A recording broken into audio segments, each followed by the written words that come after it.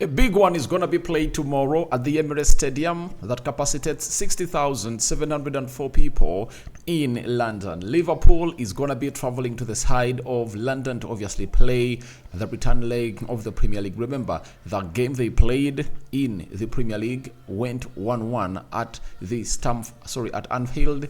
It was I think Mohamed Salah equalized for Liverpool after Gabriel Magalhaes went ahead to obviously score the opener, I think in the 3rd minute, and around the 34th minute, Mohamed Salah sat down Zinchenko and really went in for a near post effort that the goalkeeper of Arsenal, that is David Raya, couldn't obviously stop from obviously crossing the line. Welcome to the Rokani Media Football. This is the YouTube channel that brings you your latest news and information as far as all your football teams are really concerned, apart from Manchester United. If you want to see me do news for the team I support, that is Man United, walk down to what we call the United Matters channel. You can as well find me there, and we'll really discuss Man United. But here, Arsenal and Liverpool. And there is no way you're going to find a Man United fan wishing Liverpool the best, because we all know that Liverpool winning this league will level up with Man United to 20 league titles, something that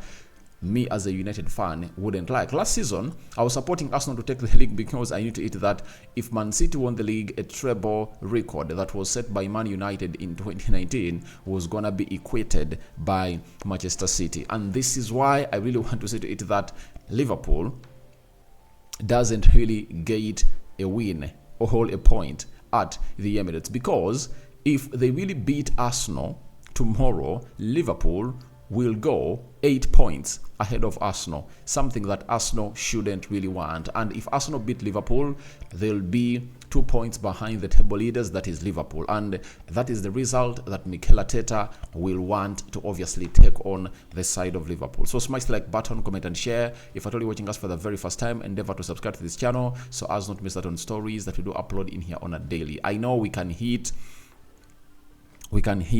20,000 subscribers before the end of this month, and after subscribing, hit the notification bell. 300 likes, smash on this video. It's a big one. Very many Arsenal fans are really excited for this one, and let's wait and see how things are really going to be panning out there. So where should we start? Liverpool is topping the Premier League table with 48 points. With 51 points, and Arsenal is having 46 points. Manchester City is also in the same ilk with Arsenal, 46 points. But remember, Manchester City have a game in hand, and if at all Man City win their game in hand, they'll be 2 points behind Liverpool, meaning that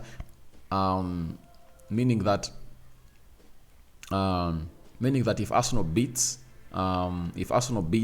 Liverpool, then and Man City win their game they have in hand, then it will be vice versa, that Man City will go on top of the Premier League table. But it shows you that Man City will just be 3 points ahead of Arsenal, and that is exactly what Arsenal want, because there is an encounter they have to face with Manchester City. So let's start off with the team news coming in from Arsenal. Thomas Partey, unavailable. Julian Timber, unavailable. Fabio Vieira, unavailable. El Nini is back because Egypt was knocked out of the African Cup of Nations, and he's training with the team of Arsenal. Then Tomiyasu is another one who is really out for the Asian Cup, and his team is really progressing well in the Asian Cup. When we go to Liverpool, they really have a long list of injured players. Thiago Alcantara is out. Stefan Bajcetic is out. Bin Diok is out. Joel Matip is out. Mo Salah is out due to injury. Wataru Endo, International Asian Cup, that's where he is. Smiskas is also out. But the hugest doubt is Alexis McAllister. I saw him walk off the field of play when they are playing Chelsea in the midweek.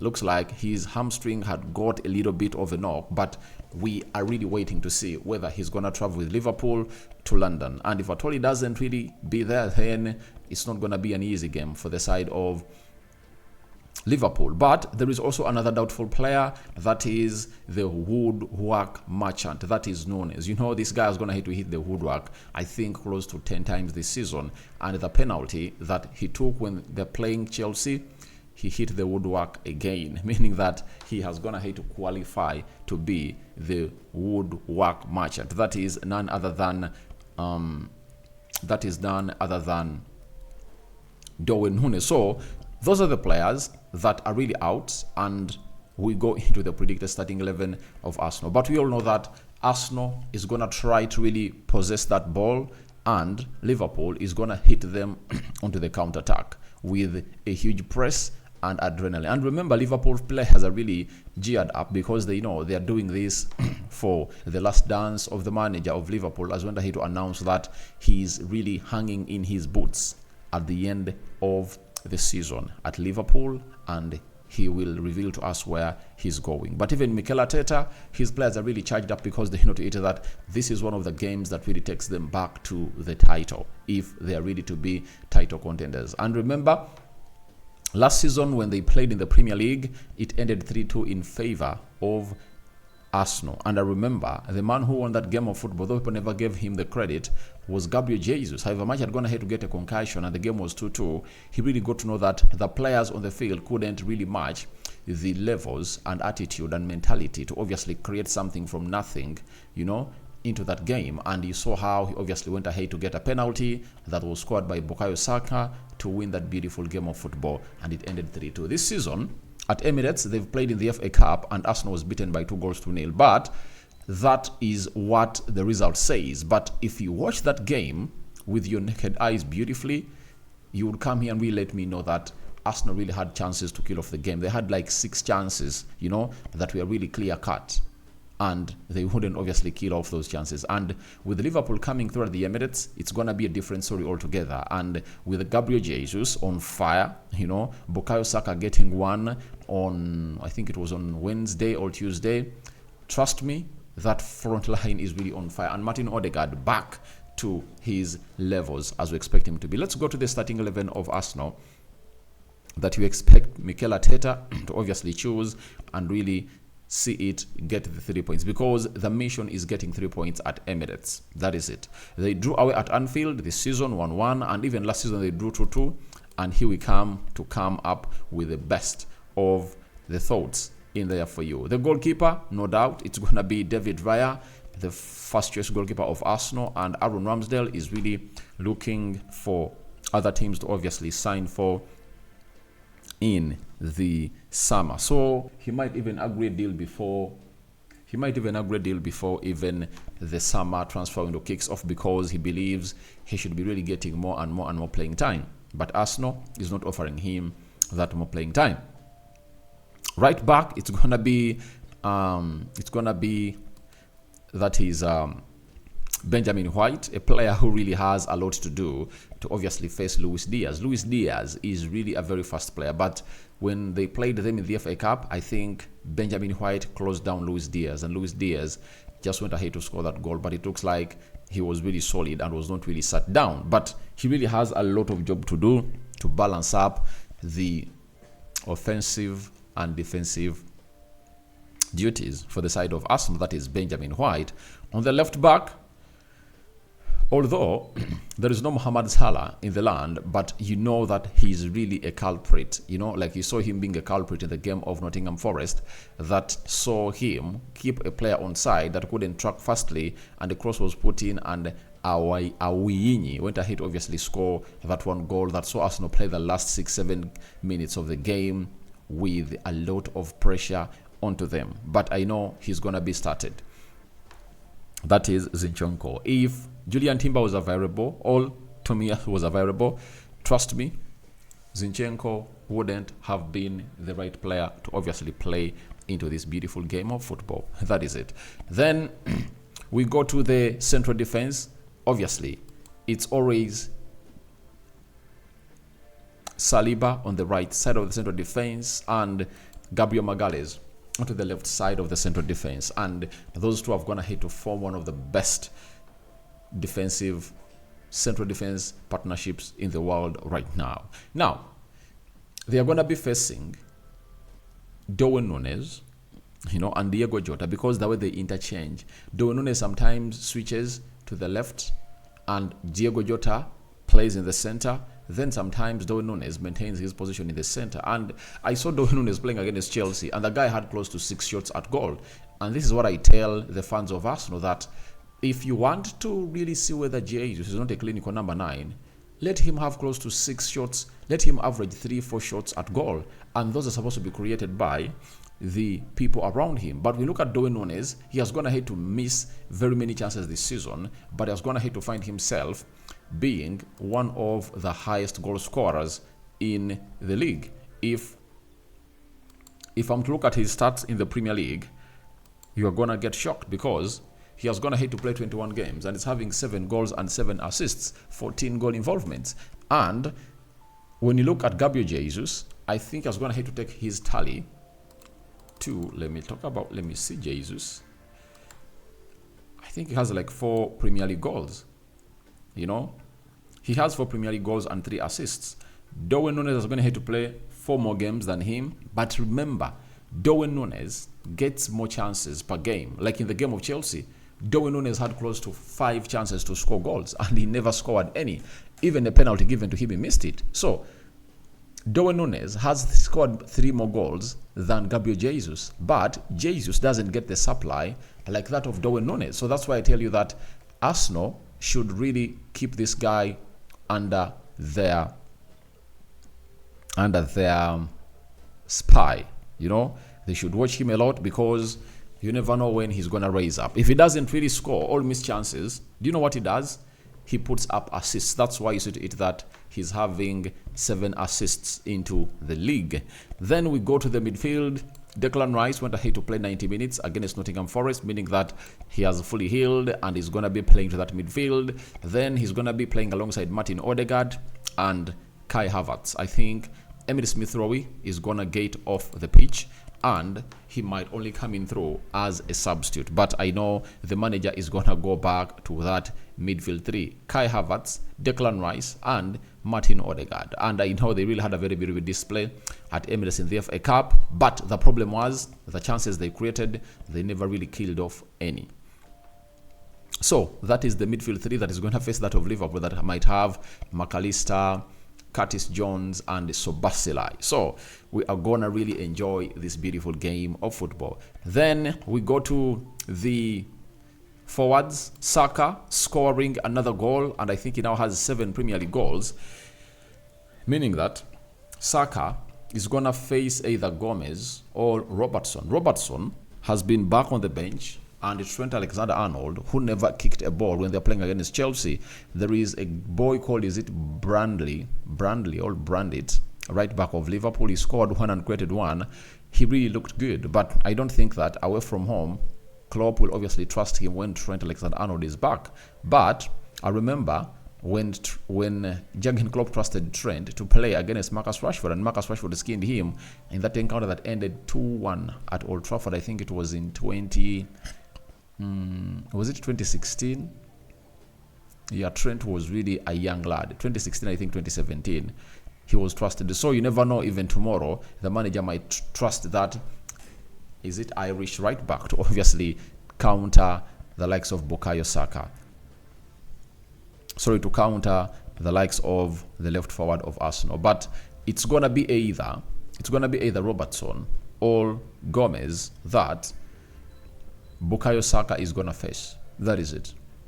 He's going to face any of those, and we will want to see a moment of magic pulled out by him, because these are games that are going to make Bukayo Saka what people think he is. You know, if he wins it for Arsenal in such games, then everyone will be shushed. But if he doesn't, then question marks will always be raised onto whether this man can really hit the ceiling. Though he is just 22 years of age and is making 23 this year, a lot of expectations have been really put on his shoulders. And can he really hold or get to hold the responsibility onto himself? We wait and see into that fixture. Then the left forward, you know, I've seen it that this season, the best performances of Martinelli have always gone ahead to come off the bench. But it looks like the manager, Mikel Arteta, is insisting that I should be starting this player. I would have gone ahead to start Leandro Trossard and then get on Martinelli, because he comes in through and really puts in his threat with his pace and adventuring into spaces that have always been left blank by those sides. So He did it when Arsenal was playing against Manchester City. He did it when Arsenal was playing Crystal Palace. And when they started him when they started him on Wednesday, he never really played well. So I would have gone ahead to start Trossard, but I know this man is going to come up with Martinelli. That is it. He's going to come up with Martinelli. But I would have gone ahead to bench Martinelli and really start with Leandro Trossard, such that I have another pacey merchant onto my bench who is going to come out and utilize those spaces. Remember, Arsenal is going to be playing it's going to be playing at home, and they're going to be having close to 60,000 fans rocking behind them. Leading the line, no doubt about him, scored a goal against Nottingham Forest and created one. Remember, even in the game of Crystal Palace they played, I think over the weekend, Gabriel Jesus created the third goal for Leandro Trossard. I think that's when they last played, when they returned from the winter break from Dubai, and that is Gabriel Jesus. And today I really start him and make him my number 9 into that game of football. And Virgil van Dijk said one of the hardest forwards that's ever going to have to face is Gabriel Jesus, because he's a complete article. He has all the minerals, and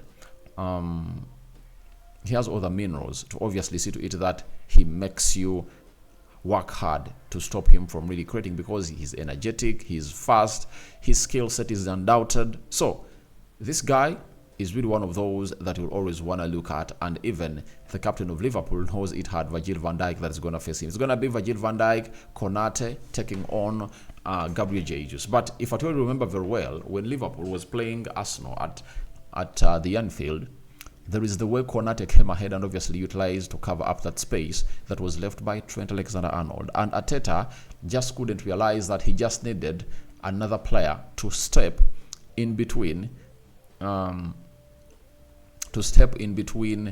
van Dijk and Konate to obviously see to it that space is left open. So he needs to obviously read the game of football, but I know Liverpool have an edge to obviously kill off this beautiful game of football. That is my predicted starting 11 of this team, and let's go into the head-to-head stats. After the head-to-head stats, I'm going to come up with my prediction that most of you might really even get shocked with.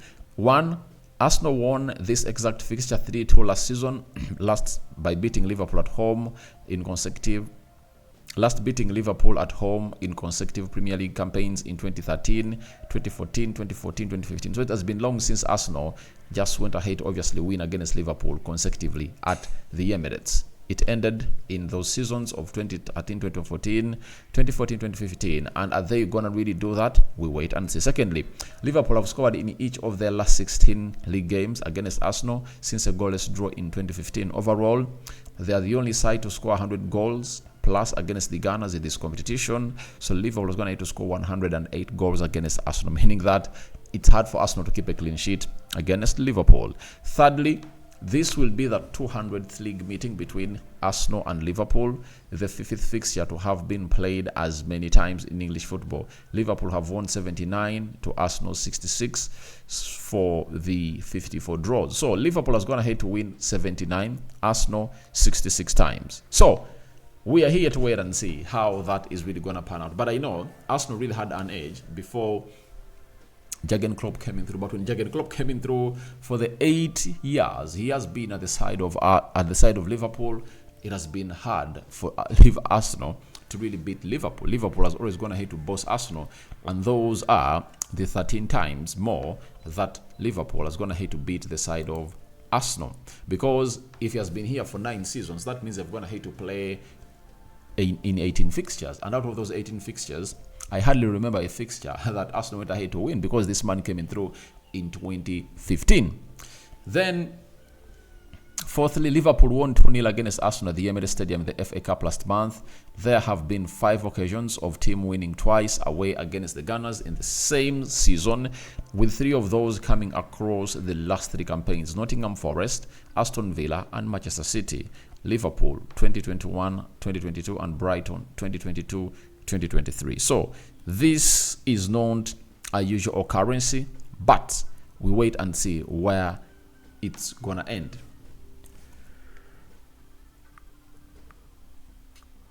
Sorry about that. So lastly, Arsenal have taken 5 points from the last 3 Premier League games against Liverpool, 1 draw and 1 win. as many as they had in their previous 12 meetings. 1 win, 2 draws, 9 losses. So they've gone ahead to be having 9 losses in their last 12 Premier League meetings. They are also looking to remain unbeaten in 4 league games against the Reds for the first time since December 2014 and January 2016. 1 win and 3 draws. So when you look at that, I come up with my prediction that I believe it's going to really... I'm just giving my prediction, right? Because you will always want to let me know. You will always want to know, what is Rokani thinking about this game of football? 2-1 win for Arsenal. I'm going for a 2-1 win for Arsenal. That is it. Because this is going to be like a final. When you look at the fixtures that Arsenal are really having, this is one of those where they should come in through and obviously show their muscle and really extend it to really winning this beautiful game of football. And if they beat Liverpool, they're going to play away at West Ham. They're playing Burnley and they're hosting Newcastle. You know, that's how they'll end the match, the month of February. And trust me, if they beat Liverpool, West Ham, Burnley and Newcastle, they might even find themselves at the back, at the top of the table. That is it. And they'll start the month of March with Sheffield, then Brentford, then Chelsea, then Man City.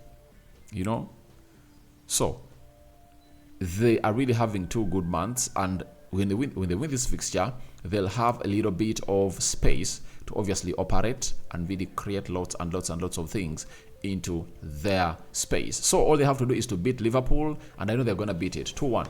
I don't see Liverpool surviving. My reason is, in the FA Cup, Liverpool never had Gabriel Jesus, and it's not it that they missed out on his opportunities and what he offers to the team, because Gabriel Jesus might not come in through and really score your goal, but he'll really create an assist or really have a secondary assist onto the goal. And the threat that you have when you're not having Gabriel Jesus is not the same that you have when you're having him on the field of play. So that's what I had for you here. Tell me, who do you get out of that team and who do you add in? Rokan David remains my name. I sign out for now. See you later. And I cover you all in the precious blood of Jesus Christ. The Muslims, Barakallahu Fikum. We out for now. Bye-bye.